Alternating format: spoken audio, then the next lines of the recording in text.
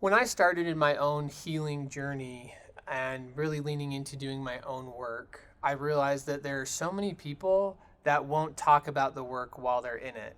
And then it's rare to find someone who will talk about it after. And I'm one of my favorite musical artists is a Grammy award-winning hip hop artist named Lecrae, and he has a quote that says, "If you live for their acceptance, you'll die by their rejection."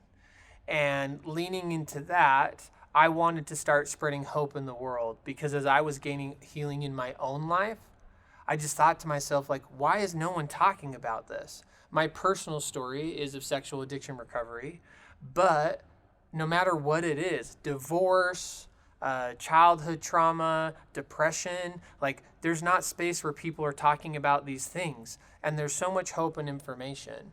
And so I started in the space of helping others, being a voice when I started the podcast Unashamed, Unafraid.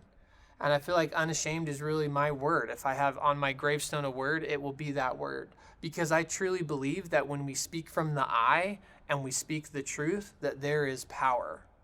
And my goal is to spread as much hope as possible in any setting. I'm shocked how often I go speak somewhere. And I was one time going and speaking with my wife, and she said, "Don't you feel like we just say like the same thing over and over again? Like people already know all of the things and we're just a broken record." But I'm always surprised how often I show up, whether it's in leadership settings, in church and professional settings, or counseling to speak, and how often there are simple things of hope that can help people really have movement that they don't know.